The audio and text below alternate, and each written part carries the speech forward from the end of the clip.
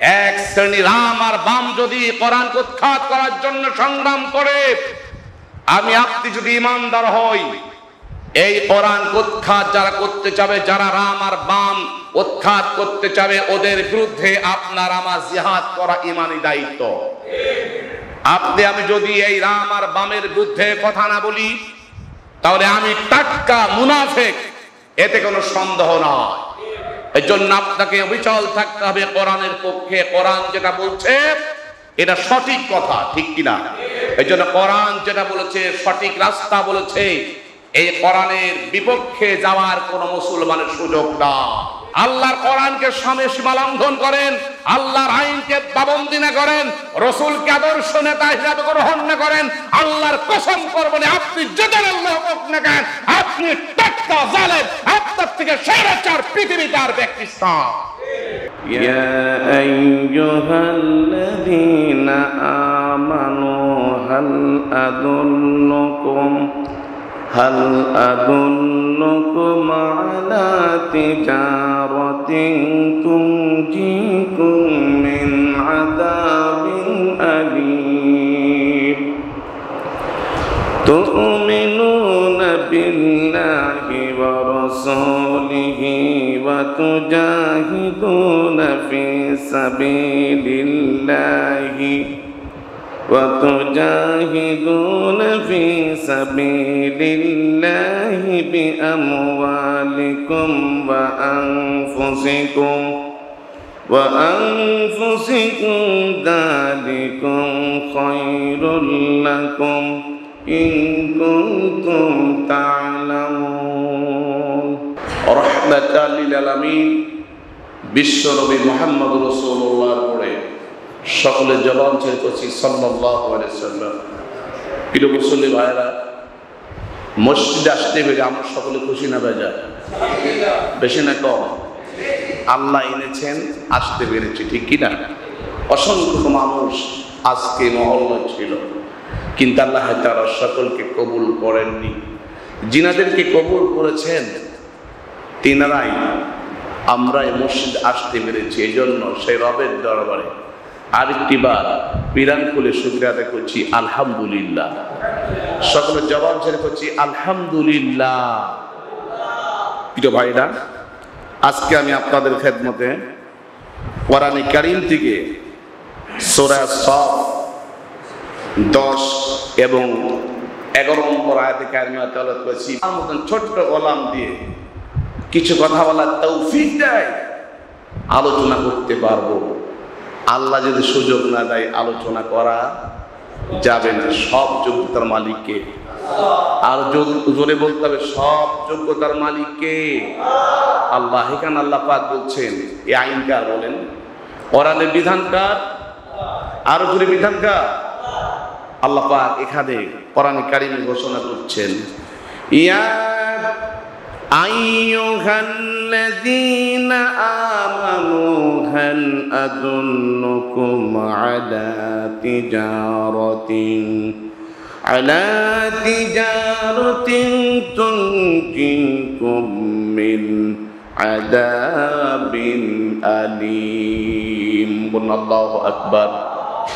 হে ঈমানদারেরা, হে বিশ্বাসীরা, তুমি নাজাত পাবে, মুক্তি পাবে।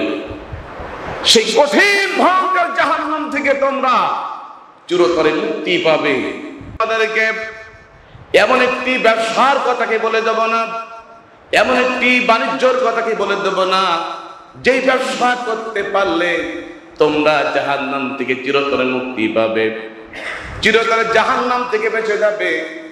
এই ব্যবসার 1 নম্বর কোয়ালিটি আল্লাহ রাব্বুল আলামিন বলছেন, 1 নম্বর কোয়ালিটি আল্লাহ বলছেন, তুমিনুনা বিল্লাহি ওয়া রাসূলিহি ওয়া তুজাহিদুনা ফি সাবিলিল্লাহি বিআমওয়ালিকুম। তোমরা এক আল্লাহর পরিমাণ আনবে।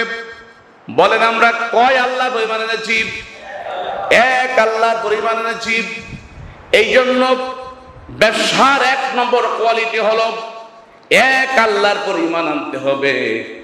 এই আল্লাহর পর ঈমান এনেছিল সাহাবারা। কারণ ঈমান যদি না থাকে কিয়ামতের ময়দানে আল্লাহ বলবে ফালা নুকিমু লাহুম ইয়াউমাল কিয়ামাতি ওয়াসনা।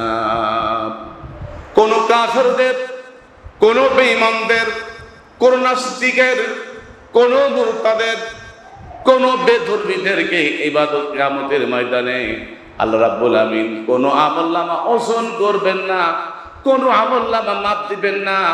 বিনা ওজনে বলা হবে ফাহাদুহুম ইলা সিরাতিন জাহিম, ফাহাদুহুম ইলা সিরাতিন জাহিম, ওদেরকে ধাক্কা মেরে জাহান্নামে ফিরে দাও। এজন্য জাহান্নাম থেকে বাঁচতে হলে, জাহান্নাম থেকে বাঁচতে হলে, জান্নাত পেতে হলে আমার বন্ধুগণ সেই ব্যবসার কথা আল্লাহ বলেছেন। এই ব্যবসার 1 নম্বর গুণ হচ্ছে তুমিনুনা বিল্লাহ, তোমরা এক আল্লাহর পরে ঈমান আনো। কয় আল্লাহর পরে ঈমান আনবো বলেন? এক আল্লাহর পরে ঈমান আনো। আমার ভাইয়েরা, আমার বন্ধুগণ, সাহাবারা ঈমান এনেছিল, ধন সম্পত্তি টাকা পয়সা তাদেরকে পিছিয়ে ফেলতে পারে নাই, কারণ তারা ঈমানদার ছিলেন, এক আল্লাহর পরে ঈমান এনেছিলেন, যার কারণে তারা সব বরদাস্ত করেছে, সব কিছু ছেড়ে দিয়েছে, কিন্তু তারা ঈমান বিকৃতি করে নাই। জোরে বলুন ঠিক কিনা? কারণ ঈমানদার শুধু বললে হবে না, ঈমান আপনাকে বুঝাই দিতে হবে আমলের মাধ্যমে, আল্লাহ দাসত্ব গোলামীর মাধ্যমে আপনাকে বুঝিয়ে দিতে হবে আমি একজন ঈমানদার। কথা বলে ঠিক কিনা? আমার ভাইরা, একজন সাহাবীর কথা মনে পড়ে গেল। তাবুক যুদ্ধের সময় একজন সাহাবীর মৃত্যু হয়েছিল, যার নাম ছিল আব্দুল উজ্জা নামে একজন বিশ্ব নবীর সাহাবী ছিলেন।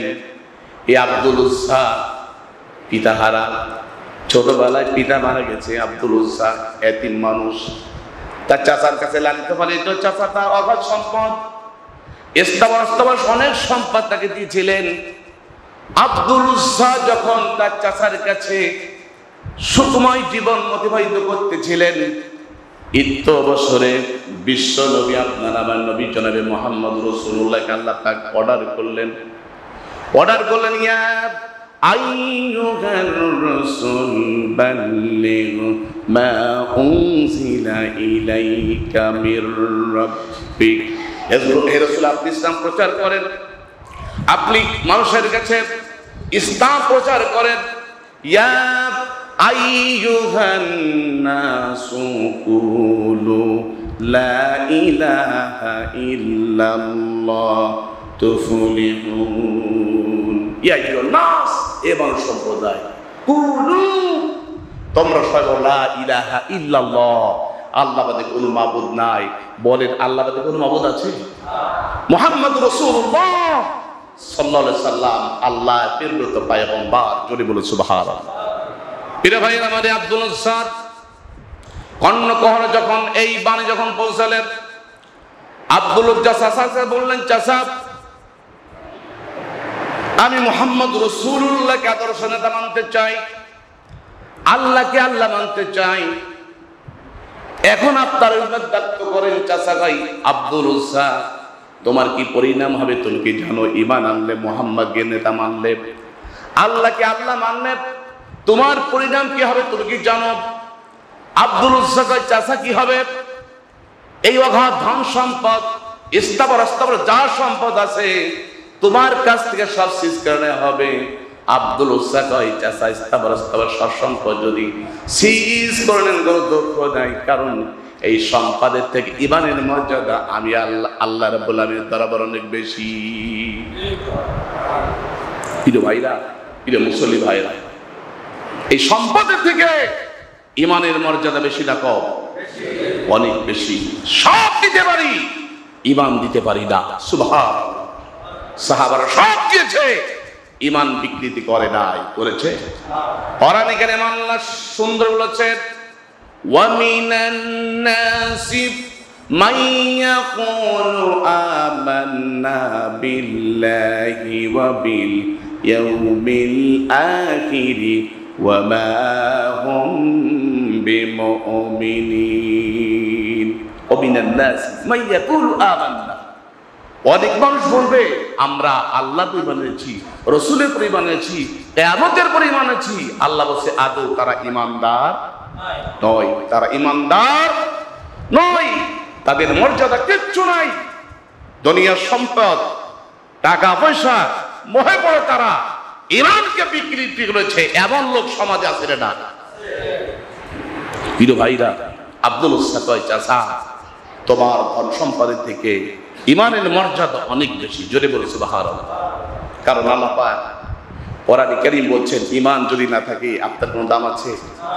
সূরা তাওবা আল্লাহ বলছেন আজআলতুম সিকায়াতাল হাজ ওয়া ইমারাতাল মাসজিদিল হারামি কামান আমানা বিল্লাহি ওয়াল ইয়াউমিল আখির وجاهد في سبيل الله لا يستوون عند الله والله لا يهدي القوم الظالمين أجعلتم سقاية الحاج وعمارة المسجد الحرام كمن آمن بالله واليوم الآخر وجاهد في سبيل الله لا يستوون عند الله। প্রিয় ভাইরা, আবু জাহেল বড় বড় লিডাররা বলেছিল আমরা হাজীদেরকে পানি সরবরাহ করি, আমরা খানায় কাবা দায়িত্বশীল, আর তোমরা ঈমান এনেছো, তোমাদের থেকে আমাদের মর্যাদা বেশি। আল্লাহ তাআলা জানিয়ে দিলেন তোমরা হাজীদেরকে পানি সরবরাহ করো, খানায় কাবা দায়িত্ব থাকো, কিন্তু যারা আমি আল্লাহর উপর ঈমান এনেছে আর সংগ্রাম করেছে, আল্লাহ রাস্তায় জিহাদ করেছে, আল্লাহ রাস্তায় যারা এরকম ভাবে সেনাপতি ছিল, কোরআনের পক্ষে যারা, আল্লাহর পক্ষে যারা, রাসূলের পক্ষে যারা, রাসূলকে যারা বিনষ্ট করতে চেয়েছে, তাদের মোকাবেলায় যারা জিহাদ ঘোষণা করেছে, আল্লাহর জমিন আল্লাহর কোরআন বাস্তবায়ন হোক, এই মনে তাদের তামান্না ছিল। আর যারা ঈমান এনেছে আর যারা কাফের তারা কোনোদিন এক হতে পারে না। কথা বলে ঠিক কিনা? যারা নাস্তিক আর যারা কাফের, যারা বেঈমান, যারা মুজুসি আর যারা আল্লাহর উপর ঈমান এনেছে তারা কোনোদিন এক হতে পারে না। আল্লাহ কোন ওয়াল্লাহু লা ইয়াহদিল কওমাজ জালিমিন, আল্লাহ রাব্বুল আলামিন জালিম কওমকে হেদায়েত দেন না। আমরা কি জালেম হতে চাই? আরো জোরে জালেম হতে চাই? আপনি যদি আল্লাহর গোলামি না করেন, আল্লাহর দাসত্ব না করেন, আল্লাহর কোরআনকে সীমা লঙ্ঘন করেন, আল্লাহর আইনকে পাবন্দি না করেন, রাসূলকে আদর্শ নেতা হিসেবে গ্রহণ না করেন, আল্লাহর কসম করবেন আপনি যেটার আল্লাহ হোক না কেন আপনি টাটকা জালেম, আপনার থেকে স্বৈরাচার পৃথিবীতে আর ব্যক্তি আছে কি? নাই। ঈমানদাররা আল্লাহর দরবারে মর্যাদা আছে না অনেক বেশি। প্রিয় ভাইয়েরা আমার, আব্দুল উজ্জা চাচা ঈমানের থেকে পৃথিবীর সম্পদের কোন টাকা পয়সা, এই জাগতিক সম্পদের কোন মর্যাদা আল্লাহর কাছে নাই। এর জন্য ধন সম্পদ সব ছেড়ে দিতে পারি, কিন্তু যে কদম চুনতে পারলে দুনিয়া একটু কষ্ট হলে পরকালে মুক্তি পাওয়া যায়, সে মুহাম্মদ রাসূলুল্লাহ সাল্লাল্লাহু আলাইহি ওয়াসাল্লামকে আমি অবশ্যই লিডার হিসেবে গ্রহণ করতে চাই। আব্দুল উজ্জা এখন চাচার কাছ থেকে বিদায় দিয়ে চলে আসতেছে। সব সম্পদ, স্থাবর সম্পদ সব সিজ করে নিল। এমনকি পরনের কাপড় যখন চাইতেছে, বলতেছে আব্দুল উজ্জা তুমি যে পরনের কাপড় পরে যাচ্ছ ওই কাপড়টা আমার কিনে দেওয়া, কাপড়টা খুলে দিতে হবে। বলেন এর থেকে জুলুম কিছু হতে পারে? এর থেকে অবিচার কিছু হতে পারে? পরনের কাপড় পর্যন্ত আব্দুল উজ্জা খুলে দিলেন। সুবহানাল্লাহ। কিন্তু আব্দুল উজ্জার দরবারে ঈমানের মর্যাদা অনেক বেশি, ঈমানের মর্যাদা অনেক বেশি। আব্দুল উজ্জা সব সম্পদ ছেড়ে দিয়ে গুটি গুটি পাই আপনার আমার নবী জনাবে মুহাম্মদ রাসূলুল্লাহ সাল্লাল্লাহু আলাইহি ওয়াসাল্লামের দরবারে গেলেন, হুজুরকে সালাম দিলেন। নবী দেখে বলেন, নবীকে আব্দুল উজ্জা তোমার এই অবস্থা কেন? এই অবস্থা কেন আব্দুল উজ্জা? তার আগে আমার ভাইয়ের চাচার দরবার থেকে বিদায় নিয়ে গভীর রাত্রিতে মায়ের দরবারে কই, মা মা কয় আব্দুল সাহেব রাত্রে কেন এসেছো? বলে মা চাচার দরবার থেকে বিদায় হয়েছি, চাচা আমাকে সব সিজ করে নিয়েছে, অপরাধ কি করো? অপরাধ নাই। আমি বলেছি মোহাম্মদকে আমি নেতা মানতে চাই, আল্লাহকে আল্লাহ মানতে চাই, যার কারণে চাচা আমার কাছ থেকে সব সম্পদ সিজ করেছে, এমনকি পণ্যের কাপড় পর্যন্ত খুলে গেছে, চাচা খুলে দিয়েছে। মা কি কোনো কম্বল নাই, কোনো কাপড় চোপড় নাই? আব্দুল উজ্জার মা কয় আব্দুল উজ্জা তুই তো জানিস আমরা গরিব মানুষ, কোনো টাকা নাই পয়সা নাই, এই জন্য চাচার বাড়িতে লালিত করে ধরে দিয়েছি। আব্দুল উজ্জা কোনো কাপড়ের ব্যবস্থা নাই, কিন্তু বহুদিন আগে প্রথম কম্বল আব্দুল উজ্জার দিকে ছেড়ে দিলেন। আব্দুল উজ্জা প্রথম কম্বল নিয়ে আমার ভাইরে কোন রকম নিজের শরীরকে ঢেকলেন, কোটি কোটি পাই বিশ্ব নবী মুহাম্মদ সাল্লাল্লাহু আলাইহি ওয়াসাল্লামের দরবারে গেলেন। আল্লাহ নবী বলেন আব্দুল উজ্জা এই অবস্থা কেন? আব্দুল উজ্জা কয় ইয়া রাসূলুল্লাহ ঈমান আনতে যায়া সব ছেড়ে দিয়েছি, এমন কি পণ্যের কাপড় পর্যন্ত খুলে দিয়েছি। হুজুর আব্দুল উজ্জা তুমি বললেন লা ইলাহা ইল্লাল্লাহু মুহাম্মাদুর রাসূলুল্লাহ। আব্দুল উজ্জা কালমা পড়ে মুসলমান হয়ে গেল। জোরে বলি সুবহানাল্লাহ। আব্দুল উজ্জা যখন মুসলমান হয়ে গেল, আপনার আমার নবী জনাবে মুহাম্মদ রাসূলুল্লাহ সাল্লাল্লাহু আলাইহি সাল্লাম বললেন আব্দুল উজ্জা আসহাবে সুফফার ভিতরে অবস্থান করো। সেদিন থেকে আসহাবে সুফফার ভিতরে আব্দুল উজ্জা অবস্থান করেছিল। যেই সাহাবীদের আমার ভাইরা ঘর ছিল না, বাড়ি ছিল না, কোনো সম্পদ ছিল না, আল্লাহ নবী তাদেরকে আসহাবে সুফফার ভিতরে জায়গা করে দিতেন। আসহাবে সুফফার ভিতরে ভাইরা আমার খাবার থাকতো না।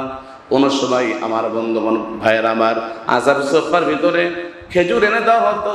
তারা কোন রকম জীবন ধারণ করেছে, কিন্তু আল্লাহর গোলামি করেছে, আল্লাহর গোলামির বিধানের দরবারে তারা মাথা নত করেছে। জোরে বলুন সুবহানাল্লাহ। আমার ভাইরা আব্দুল ইবনে মাসউদ হাদিস বর্ণনা করে আমি লক্ষ্য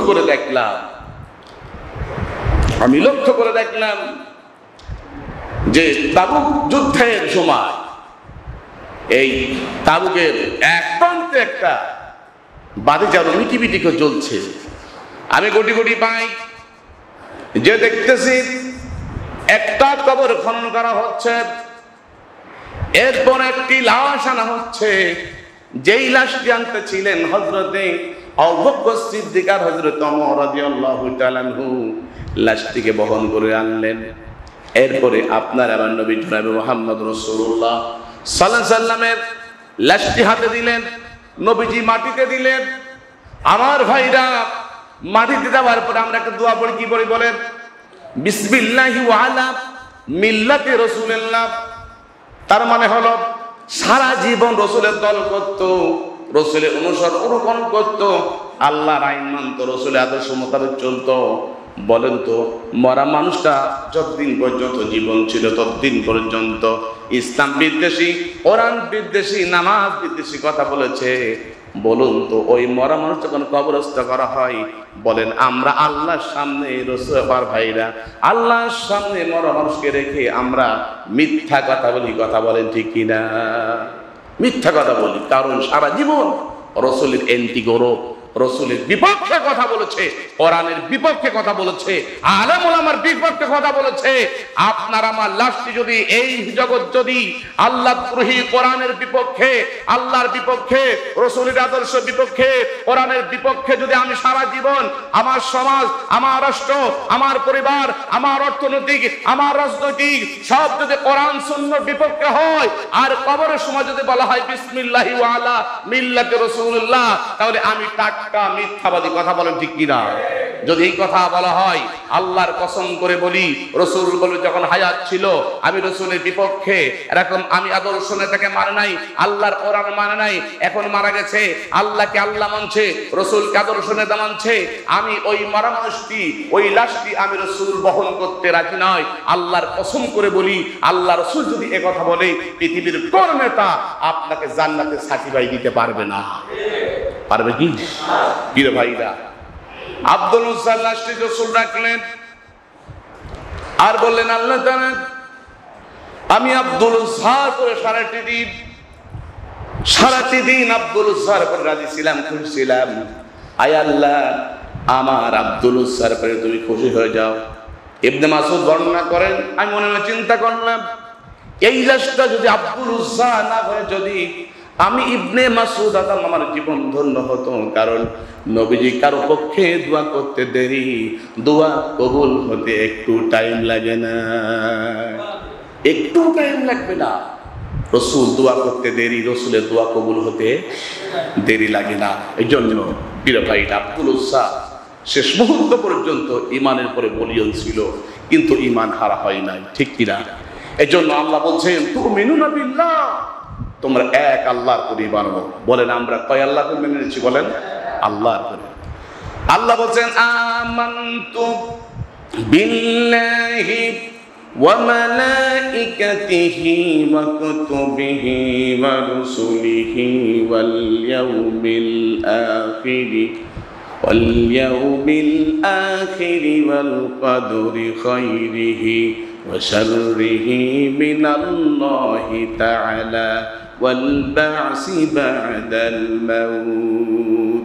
তার অর্থ হচ্ছে আমানতু বিল্লাহ, আমি মানছি আল্লাহর পরে, ওয়া মালাইকাতিহি, তার ফেরেশতা সমূহের পরে, ওয়া কুতুবিহি, তার কিতাব সমূহের পরে, ওয়া রুসুলিহি, তার রাসূল সমূহের পরে, ওয়াল ইয়াউমিল আখিরে, এবং কিয়ামতের ময়দান উঠতে হবে। আমার ভাইরা, আল্লাহ পাক আপনাকে আমাকে তুলবেন, এই সময় নাই, আরেকটি সময় আছে, এই সময় নিয়ে যাবে সেই সময়ের সাথে। তার মানে এখন যদি আল্লাহর দাসত্ব, আল্লাহর গোলামি করি, আল্লাহর হুকুমের পাবন্দি করি, এই হুকুমের পাবন্দির কারণে আল্লাহ পাক পরকালে যে মাহশরের ময়দানে আপনাকে তুলবেন, আল্লাহ আপনাকে জান্নাত দিবেন। জোরে বলো সুবহানাল্লাহ। সেই পরকালের উপরে বিশ্বাস করে, ওয়াল ইয়াউমিল আখিরি ওয়াল কদরি খাইরিহি ওয়া শাররিহি মিনাল্লাহি তাআলা ওয়াল বা'সি বা'দাল মাউত। আল্লাহ বলছেন, পরকালের উপরে যারা বিশ্বাস করে, তাকদীরের উপরে যারা বিশ্বাস করে, ভালো মন্দ তাকদীর হয় কার থেকে? বলেন কার থেকে? আল্লাহ থেকে। মুসিবত আসলে আমরা অনেকেই গজব মনে করি, মুসিবত দিয়ে আল্লাহ আপনাকে পরীক্ষা করতে পারে না? অবশ্য বের কোরআন বলছে, কোরআনে কারিমে আল্লাহ বলছেন, আল্লাযীনা ইযা আসাবাতুহুম মুসিবা ক্বালু ইন্না লিল্লাহি ওয়া ইন্না ইলাইহি রাজিউন। আল্লাযীনা ইযা আসাবাতুহুম মুসিবা, তোমার নিকটে যখন মুসিবত আসে, তোমার সম্মুখে যখন বিপদ আসে, বলবে ইন্না লিল্লাহ, মুসিবত আল্লাহ দিয়েছে, মুসিবত থেকে মুক্ত করবেন কে? আল্লাহ। রোগ দিয়েছেন আল্লাহ, রোগ সারাবেন কে? আল্লাহ। বিপদ দিয়েছেন আল্লাহ, বিপদ সারাবেন কে? আল্লাহ। এই জন্য বিপদে পড়লে আল্লাহর কাছে সাহায্য চাইলে আপনি ঈমান হারা হবেন না। বিপদে পড়লে যদি নেতার কাছে, নেতাকে পা ধরেন, গাছের দরবারে যান, মাছের দরবারে যান, কোন পীরের দরবারে পা হাত দিয়ে, আমার ভাইরা, আপনি যদি পীরের দরবারে মাফ চান যে পীর বাবা আমাকে পার করে দিন, আপনি শিরিক করলেন, ঠিক কিনা? এই জন্য আমরা ঈমানের স্বীকার করি। তাহলে জাহান্নাম থেকে চিরতরে বাঁচতে হলে আল্লাহ পাক বলছেন, যেই গুণ, যে ব্যবসার এক নম্বর কোয়ালিটি হচ্ছে তুমিনুনা বিল্লাহ, তোমরা আমি আল্লাহর উপরে ঈমান আনো। আমার ভাইরা, হাদিস শরীফে এসেছে, তোমাকে যদি টুকরা টুকরা করে দেওয়া হয়, তোমাকে যদি ফাঁসির কাস্টে ঝুলিয়ে দেওয়া হয়, তোমাকে যদি আগুনের ভেতরে ফেলে দেওয়া হয়, তোমাকে যদি, আমার ভাইরা, জেলে ভরা হয়, তোমাকে যদি হাজার নির্যাতন মুরাদ দেওয়া হয়, তথাপি তুমি এক আল্লাহর পরে অবিচল থাকবে, এক আল্লাহর পরে ভরসা করবে, অবশ্যই আল্লাহ তার তোমার বিপদ আবাদ মুক্ত করে দেবে। আমার ভাইরা, এজন্য সেই জাহান্নাম থেকে বাঁচতে হলে তুমিনুনা বিল্লাহ, এক আল্লাহর পরে আপনাকে আমাকে ঈমান আনতে হবে। বলেন, এক আল্লাহর পরে যদি আপনি আমি অবিচল থাকতে পারি, অটল থাকতে পারি, অনড়চড় থাকতে পারি, তাহলে পৃথিবীতে একটু কষ্ট হলেও জাহান্নাম থেকে মুক্তি পেয়ে কে? আল্লাহ পাক মুক্তি দিবেন। জোরে বল সুবহানাল্লাহ।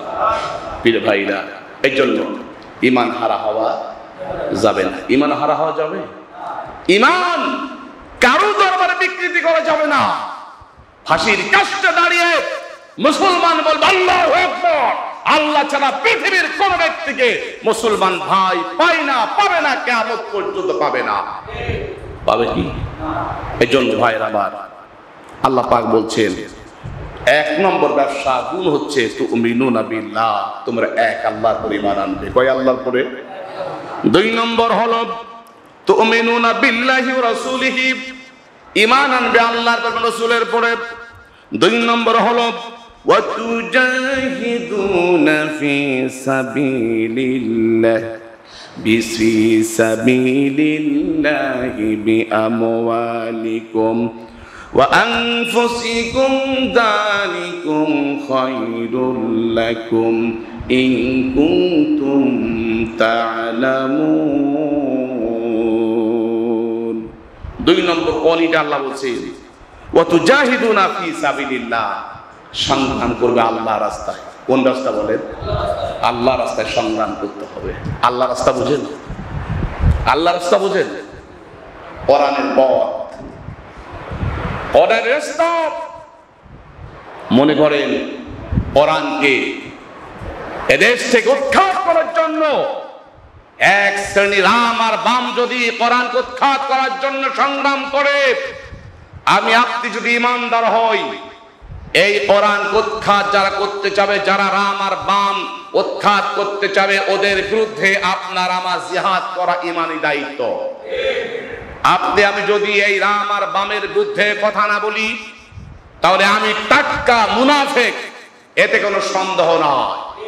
এই জন্য আপনাকে অবিচল থাকতে হবে কোরআনের পক্ষে। কোরআন যেটা বলছে এটা সঠিক কথা, ঠিক কিনা? এই জন্য কোরআন যেটা বলেছে, সঠিক রাস্তা বলেছে, এই কোরআনের বিপক্ষে যাওয়ার কোন মুসলমানের সুযোগ না। আর এই কোরআনকে যদি কেউ দুনিয়ার থেকে নিভাই দিতে চায়, তার বিরুদ্ধে জিহাদ করা প্রত্যেক মানুষের জন্য ঈমানি দায়িত্ব। আমরা জিহাদের অনেকেই অস্বীকার করি, জিহাদকে অস্বীকার করি।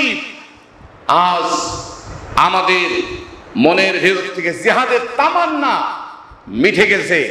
আমরা জিহাদ আল্লাহ যে একটা ফরজ, এটা মনেই করি না। যার কারণ রাম আর বামরা এদেশ নাই, গোটা পৃথিবী থেকে কোরআনকে নিধনের জন্য ষড়যন্ত্র চলছে। জোরে বলে ঠিক কিনা? আর সব জায়গায় মুসলমানরা মার খায়, সব জায়গায় মুসলমানরা মার খায়। মার খাওয়ার একটা কারণ আছে, সেটা হচ্ছে মুসলমানের মন থেকে জিহাদের তামান্না মুছে গেছে। মুসলমানের মনের ভিতর যদি জিহাদের তামান্না জেগে যায়, কোন নাস্তিক আর কাফের আর রাম আর বামরা মুসলমানের দিকে চোখ রাঙিয়ে কথা বলতে পারবে না। আপনার মনের ভিতর জিহাদি তামান্না থাকতে হবে, ঠিক কিনা?